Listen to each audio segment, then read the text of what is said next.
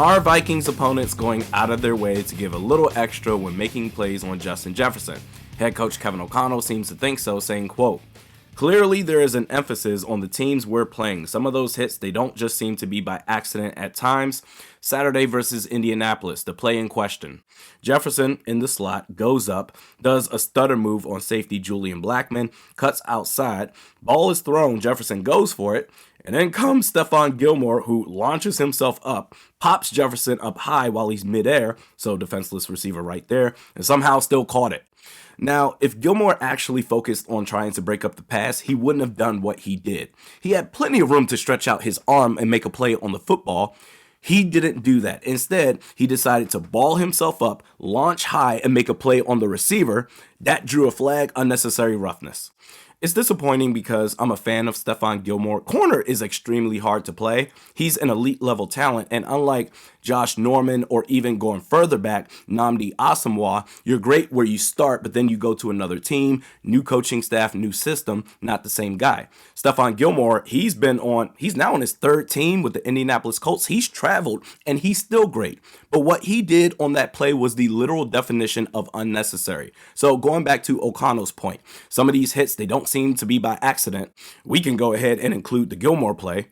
But are teams targeting to lay out Justin Jefferson? I think they are. In fact, when I read that quote by the head coach, it immediately made me think about the Jets game. In fact, I did the reaction video post-game show where I said this game, the Jets, it was clear they were trying to make an example out of 18. So Tobey Maguire's Spider-Man, Uncle Ben, with great power comes great responsibility.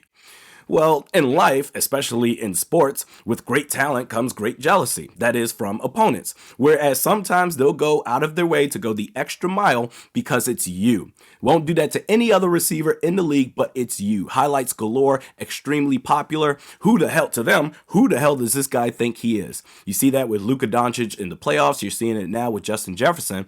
Michael Jordan versus the Detroit Pistons back in the day, they came up with the Jordan rules. But I'll be damned if this dude thinks he's going to embarrass me, so I'm going to put a stop to it, whatever it takes, which is so damn weak. So you're unable to put an emphasis on your game in order to get better, playing within the confines of the game. And that's not to say that you should let your opponent walk all over you. Dude, Darius Slay, week 2, Vikings-Eagles, Darius Slay shut down Justin Jefferson. He was the better player that day. Instead, let's take this guy out. In fact, speaking of the Colts defense as a whole, near the end in overtime, trying to stop the ball from getting reset at the line of scrimmage to force a tie, that whole defense is a bunch of clowns. We're unable to make plays, so let's try and be sneaky sneaks about it, huh? But unfortunately, yes, I think we're starting to see a pattern here. I'm going to be paying very close attention the rest of this season. How does the defense react when 18 is throwing the football? But I just think this is a con when it comes to being one of the very best at what you do. Jealousy from the outside leads to opponents trying to throw you off your game through methods that are disrespectful to the sport and Bush League, things that they would never think about doing to anyone else.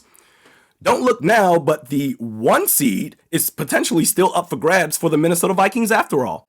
The current 1 seed, Eagles, quarterback Jalen Hurts has a right shoulder sprain. It's his throwing shoulder. X-rays are negative, which is good. Didn't break anything, just needs to let it heal.